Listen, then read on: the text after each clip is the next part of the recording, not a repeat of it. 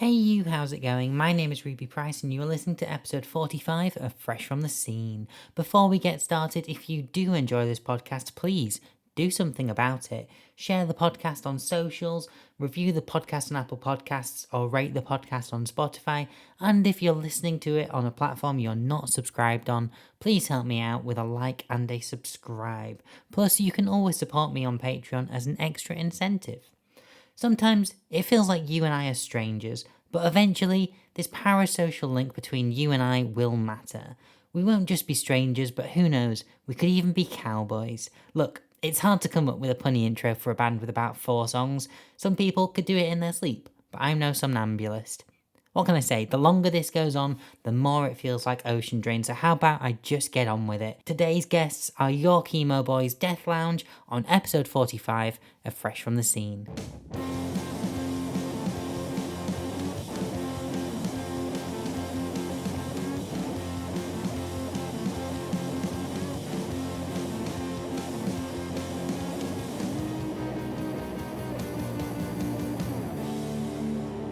You're listening to Fresh from the Scene with your host, Ruby Price. Welcome to Fresh from the Scene. Today's guests are Chazz and Tim from Deathlounge. How are we doing, guys? Good. I'm all good. I'm still in my work uniform and I am broadcasting live from a phone. Woohoo. Woohoo indeed. Lots of, tech issues, but we're here. It's great to finally actually have someone other than just Chazz on the podcast. Regular listeners will have heard the two of us talking about our albums and songs of the year for the last couple of years, apart from 2 years, in which case we didn't do it. This year and last year then, yeah. No, we did last year. Did we? Oh. Yeah. You did last year because I listened to some of that before Chazz joined Deathlounge. Oh yeah. Literally. I joined Deathlounge, or at least I auditioned for Deathlounge about a week after we did the podcast. Were you kind of like auditing him for like, has he got a decent enough music taste? Yeah, but eliminating red flags. Lots of them from, my time at uni. But for people who don't know Deathlounge, how do you describe Deathlounge to someone who's never heard of you? Deathlounge it's an idea, it's a concept. We're a sort of alternative rock punk when we feel like it, sometimes classic rock.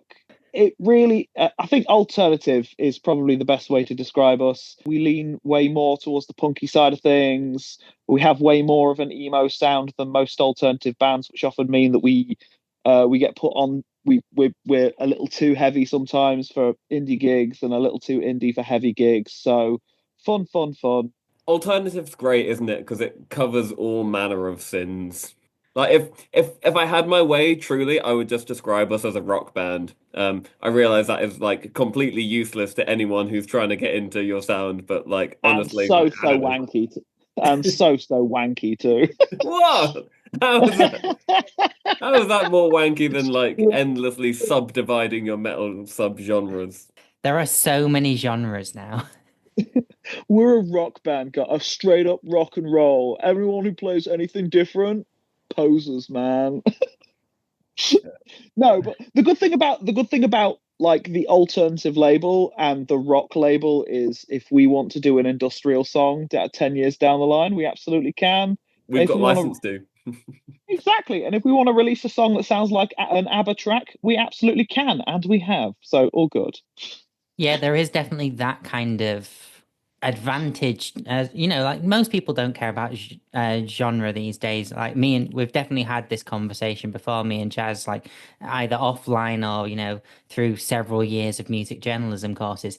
But, genre itself, if you're trying to pigeon yourself into one of them, and then people build up a following and they expect a certain sound. And then as soon as you try and do something different, that then is used like it's weaponized against you. And, I'm all for weaponizing art, but at the same time, maybe not weaponizing structural barriers of sound. But in terms of who are Deathlounge, then of course I've got the two of you, but it's not just the two of you.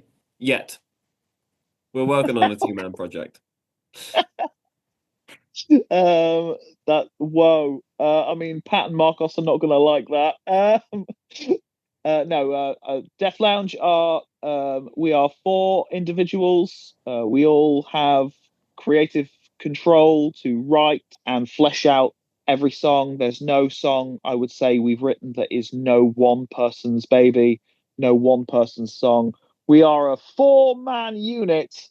Even though Tim and Pat are often fighting over songwriting duties about 90% of the time. Yeah, so for nuts and bolts band info for those who don't know, Chazz is our singer. I play guitar. Pat is our bassist, and Marcos plays the drums. And yeah, Pat and I probably initiate the songwriting for the most part, with an idea that we send to the group, and then it becomes a collaborative kind of writing experience.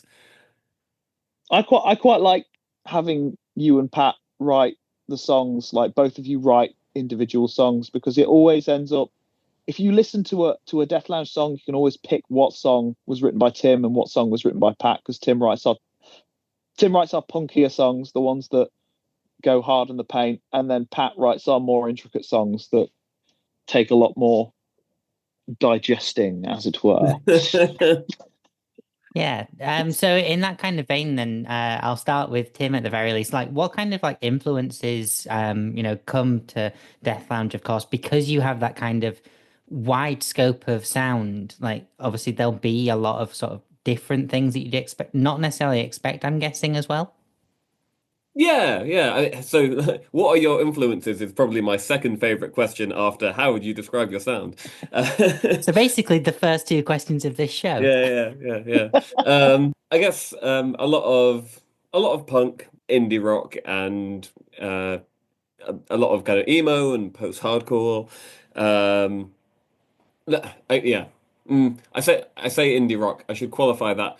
I'm I'm not mad on the kind of like Arctic Monkeys sort of imitation that kind of like a lot of indie rock falls into, but kind of like people like Courtney Barnett or Rat Boys, kind of like I guess more like kind of garage rock in sound than kind of like yeah, Kaiser Chiefs.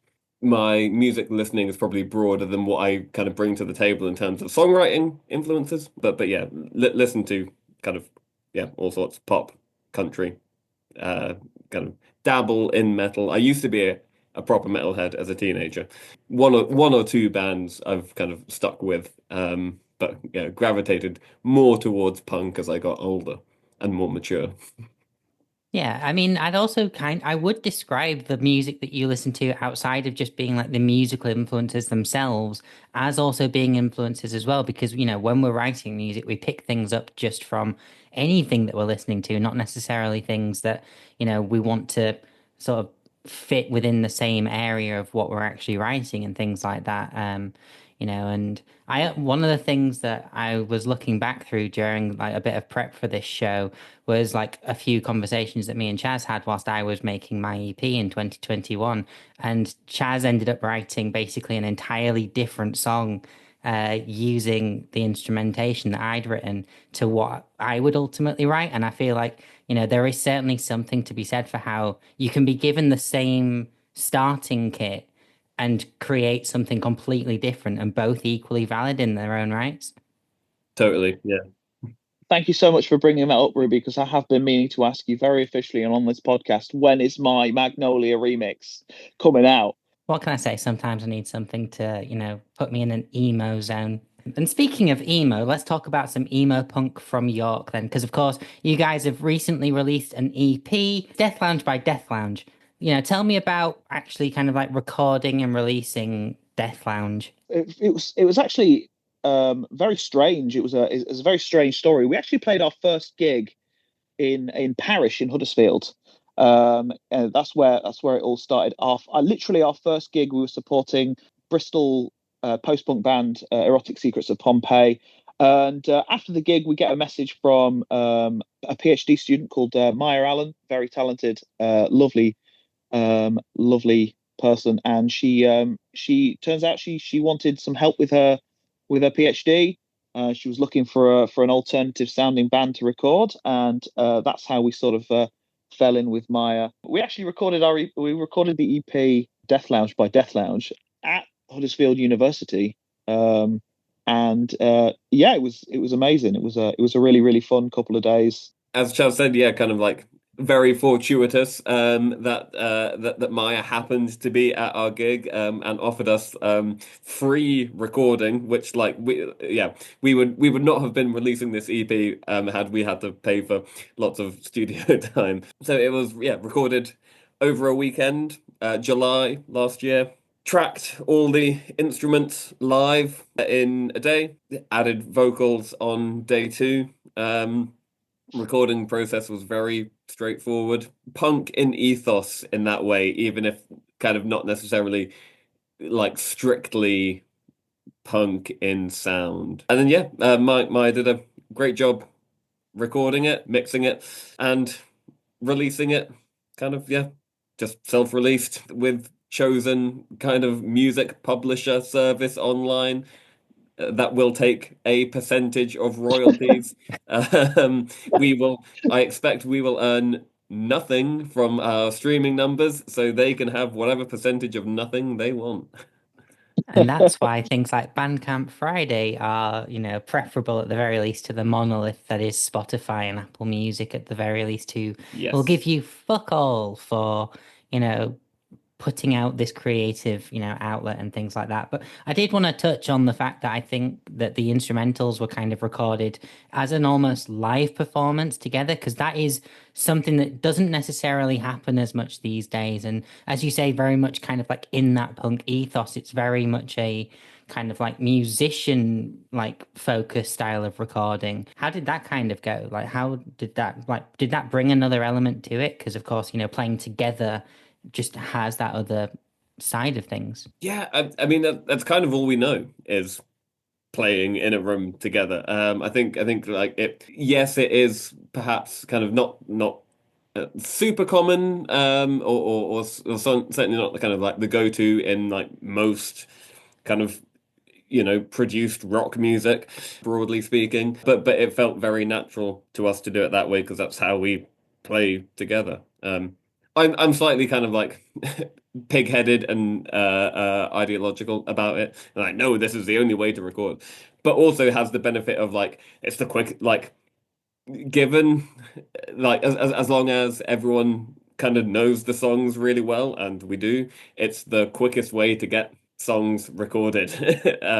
When you've only got 2 days in the studio and you want to record as many songs as you can, you just like bang them out, all playing it together instead of doing kind of like a bunch of different takes, one instrument at a time. I reckon in the studio, that first Saturday when we were in the studio in Huddersfield, if I hadn't have lost my voice in York the night before, we could have banged all four of those songs out in one day. I really do think. And it is something that caught me a little by surprise when I first joined Deathlounge was the ethos of recording everything all at once, a whole band set up and a whole band play on record. And I did have some apprehensions that I did voice because I was quite used to doing overdubs. Every song, every recording I've ever done has been methodically one step at a time. But it turned out so well. It turned out so efficient, and I think that's just a credit to the musicians that I play with. I say musicians I play with because, of course, I am the talentless diva who doesn't bring equipment to our shows. You bring the merch. I did bring the merch.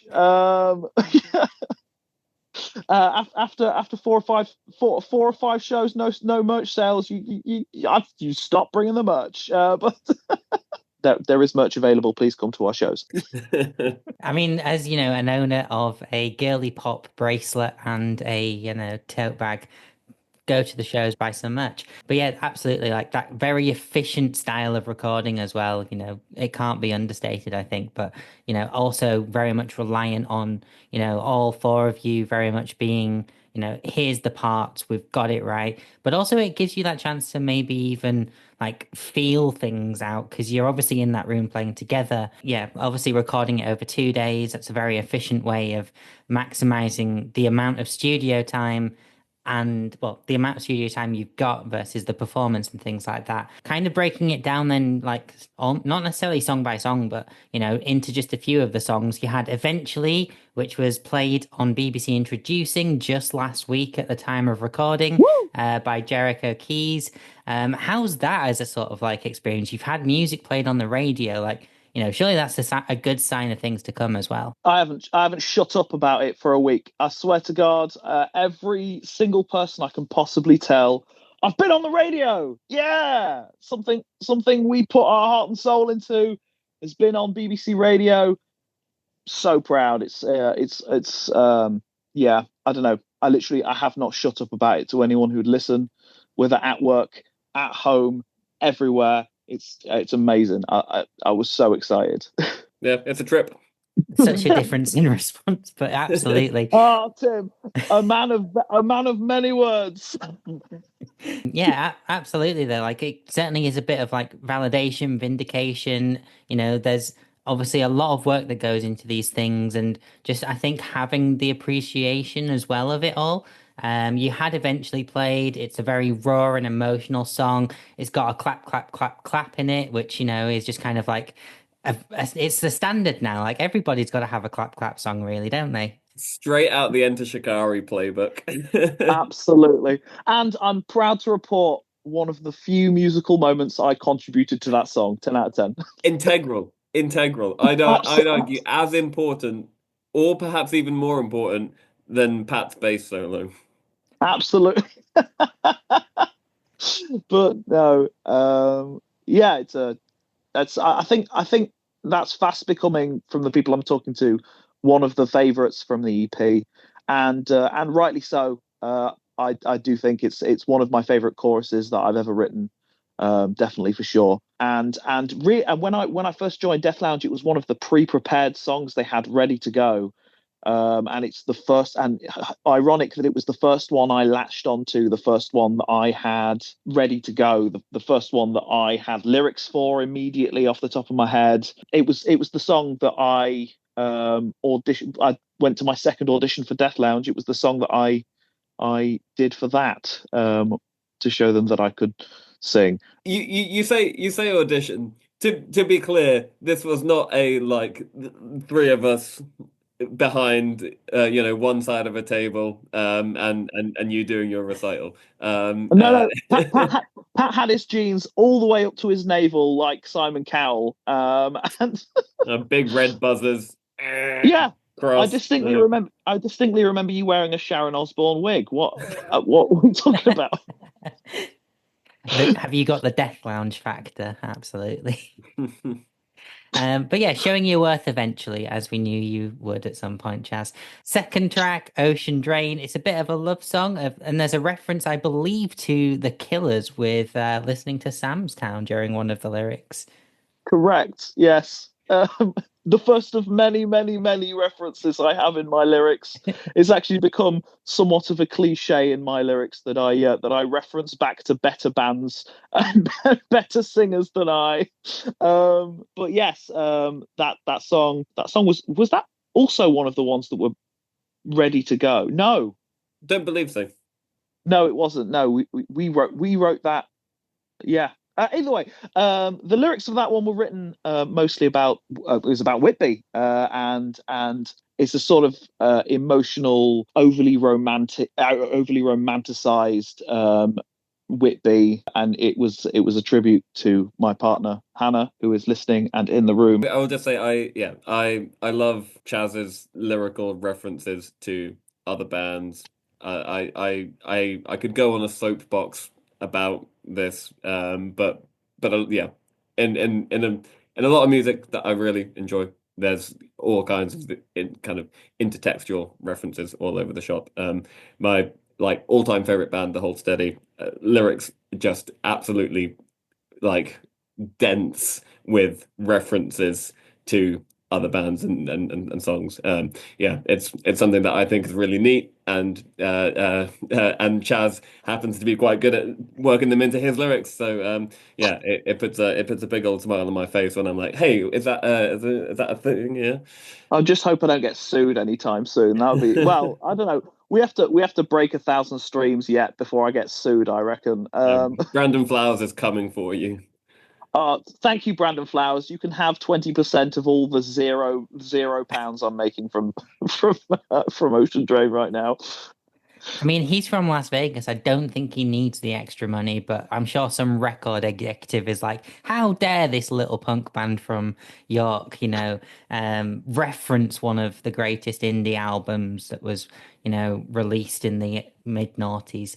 But one of the things I did want to like touch on as well from Ocean Drain is things like, Chaz shouting, bring it home, like towards the end and things like that, where it's just these little like moments that aren't necessarily like, they don't necessarily line up with the lyrics, but at the same time, they make the song and things like that too. There's just quite a few of them dotted around the EP. And, is that partially one of those things that comes from doing it live in the studio? Or is that kind of more just how, like, replicating how you're doing it live on stage and things like that? That is exactly how we perform it live every time. That song, and there are moments, there's that. And then at the start of the song Strangers and I Matter, there's the bit where I go, Chut! And it's literally just how I do it live. It's just one of those things because it's been so road tested, because it's been so, because that's how I perform it. It felt weird not to do it on the record. And so that's probably why it's on there. Although I do distinctly remember a conversation where in the studio I said, like, should I be doing this? Because maybe it's a bit cringe, maybe but I did decide to keep it in there. No rugrats, as they say. My favorite one of those Chazz moments of vocal performance that isn't necessarily a like written lyric comes in I Matter. And I think there was a take where about halfway through Chazz was like, nah, fuck it, this isn't the take. Go back to the beginning. Let's go for a take 3. And he says, fuck it. But we liked the intonation of fuck it so much that we left it in. In fact, I think we possibly cut it out and dropped it into kind of like the best place for the drop, as it were. Absolutely. Yeah, we cut that me getting frustrated at myself not being able to sing the song properly, and we put it right at the end of the song when I knew I had no lyrics left. 10 out of 10. Although, funnily enough, because that's on record, in the complete adverse effect, I now do that live. So it's one of those. It works both ways. 2-way street. 10 out of 10. 10 out of 10, absolutely. And, we've been talking a lot about actually live performances and, you've played some shows. I've been to one of them, and I think like one of the things that the EP does well is capture that particular energy and, that comes with how you've recorded it as well and, like emulating the live performances. But, what kind of things have you been enjoying about playing live together? It's such a cliche for like real bands and artists to say this, but like it's why we do it. Like, playing live together is just we get on stage and kind of, leave it all out. Whether we're playing to a room that's, like semi-full or I wouldn't say packed because I don't think we've ever played a packed room. But whether we're playing to a decent crowd or to, a couple like 1 or 2 people, which has also happened. We have a lot of fun up there together. I joined a band to play live.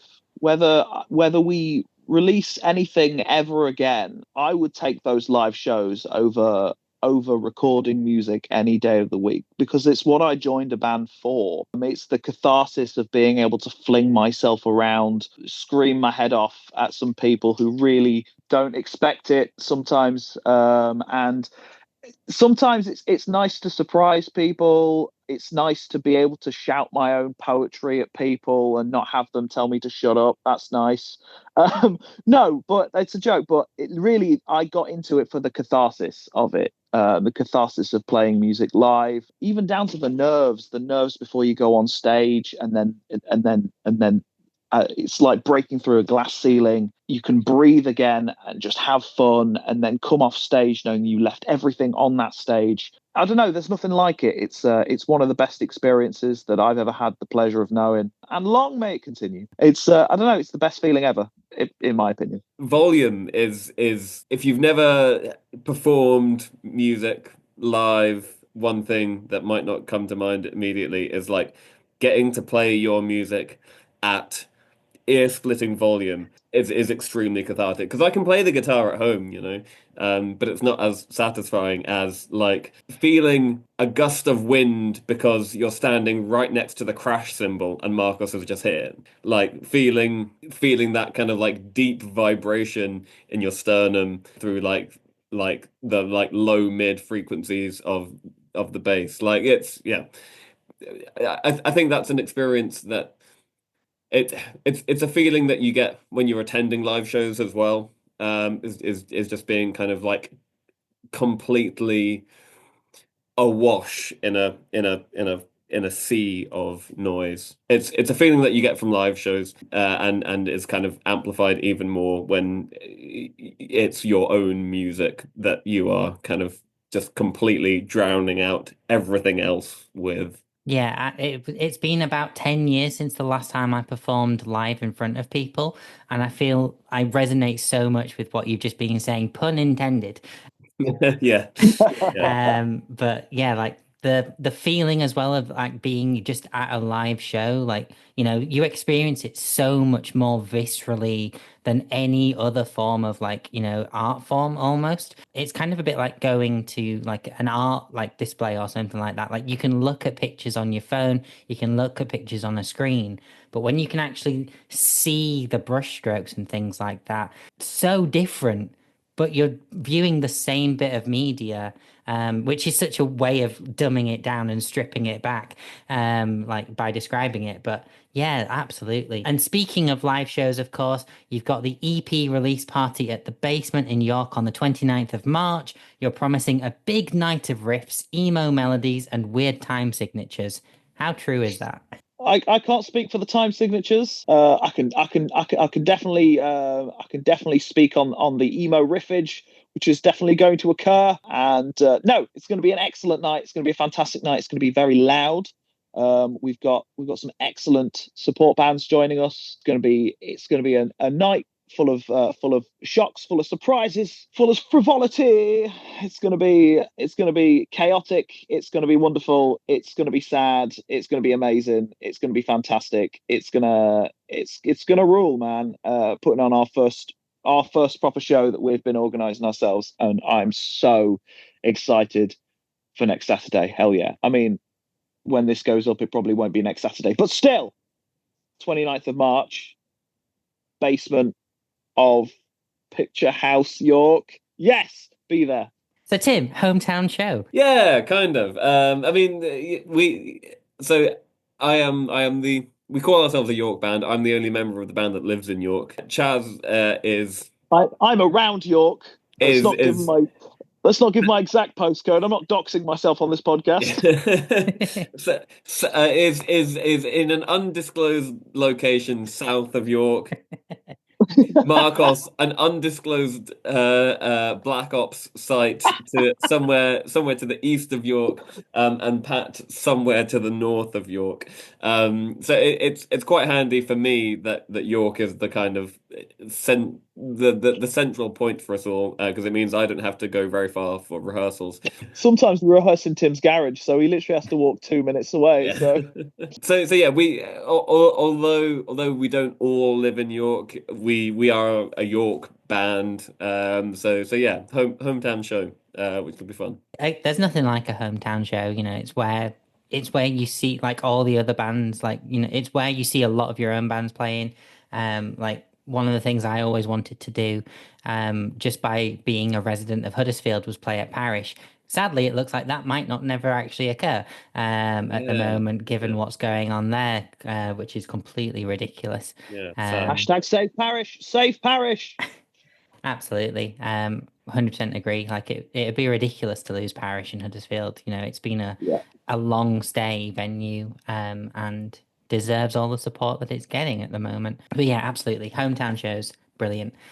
So after the EP release party, you know, what's next? Well, that's a big question. I don't think we've got anything nailed down per se. But you know, there've been whispers of more recordings and more live shows. That's what we're all more live shows, and more live shows, really. And hopefully we'll get to drop some more music soon. We've got absolutely so much material that is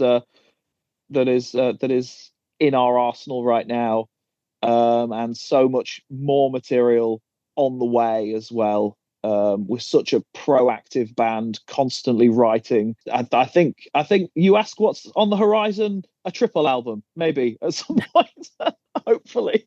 Sandinista, eat your heart out. Yeah.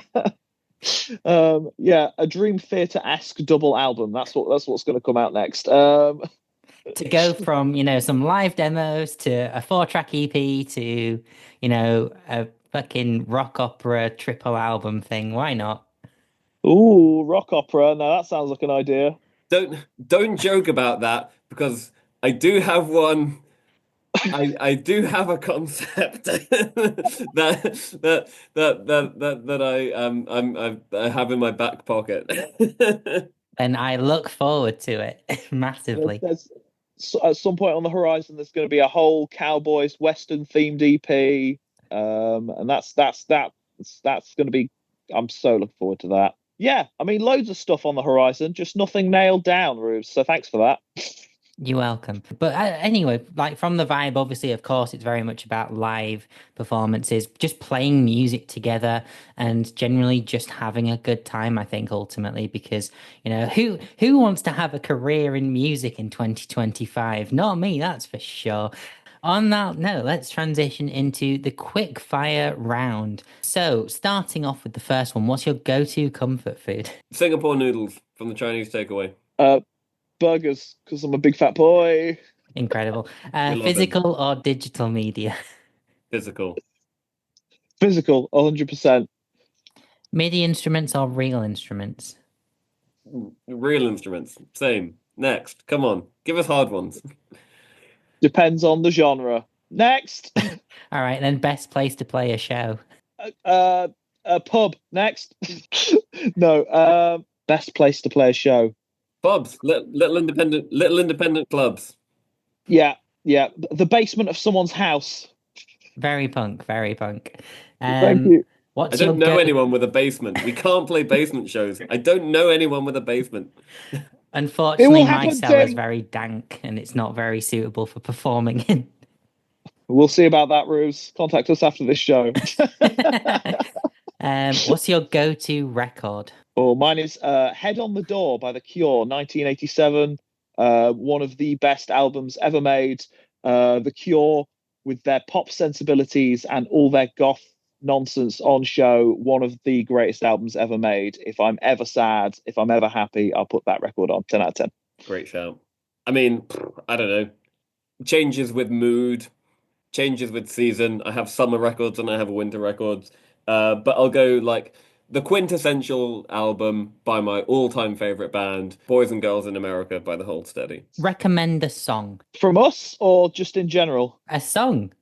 There's no Okay. guidelines. Recommend a song. Recommend a song. Oh my God, Ruby, why? Tim furiously checking music right now. Yeah. Let me just okay. One of my most played songs from last year is Daisy Chains by Spider. She's a punk rock princess from Ireland, and she's absolutely incredible. The EP she released either last year or the year before, absolutely incredible. I'd check her out. And the song Daisy Chains. Recommend a song. Loads of songs. I don't know. They're all good. All the songs are good. So I do a thing where like I will not know much about an artist, but I'll hear one song and play it to death and not necessarily go on like a deep dive on the rest of the back catalogue. And one of those for me is by an Australian artist called G Flip. And I think the song is called Worst Person Alive, and it fucking rocks, man. It's a banger. And I don't know loads about their stuff, but they seem really cool, and I play that song on repeat. It's sick. If anyone can recommend any more G Flip to me, then I am all ears. But I love that song. And on a similar note, then, what if people want to recommend you more songs to listen to, or just generally find you online, get in touch, or anything else you want to plug at this point? The floor is yours. Follow Deathlounge at Deathlounge Band on Instagram. That is where we're the most active. We're also on Facebook. Technically, Yeah, if you're a 35 to 50-year-old lady, we're on Facebook. Chazz, don't come after the 35 to 40 odd demographic, because that is the rest of the band. Oh, yeah, this is true. Yeah, We are so all old. but I mean, I'm old in my bones. It's fine. And besides, you're all gorgeous still. Let's go. Yes, follow us on Instagram. Follow us on Facebook. Follow us on TikTok if you like. Although I don't post on there very often. Come to a show. That's the best place to. That's the best place to recommend us music. Come to the shows, please, please, please, please. Thank you. You want to fit one more, please, in there? Please. Fabulous. And on that note, then, thank you so much for joining me for this episode. It's been a pleasure having you both on. And yeah, anyone that's listening, check out Deathlounge, go to a show, buy some merch, listen to the music, and most importantly, just enjoy music. Enjoy music. 10 out of 10. Enjoy music. Songs, 10 out of they're 10. all good. Enjoy music. Bye. I mean, if there's anything you've learned from this podcast is what Tim said. All the music is good. It's all good. 10 out of 10. Every song on the planet. It's amazing. There's no bad songs. All the songs are good. You're listening to Fresh from the Scene with Ruby Price. Thank you very much for listening. If you did enjoy that, please take just a few minutes to share this episode on social media, leave a comment, leave a review, and all that jazz. If you want to follow me on socials, you can find me at Ruby Rose Price on Instagram and Threads, or over on Blue Sky where I am at Rubes, RUUBEZ, and then whatever they put on the end of Blue Sky. If you are interested in coming on the show, please do get in touch. And if you know someone who may be interested in coming on, tag them and let's make this happen. Lots more to come in 2025, I promise you that. So finally, thank you once again for listening, and I shall see you next time. Adios. Bye.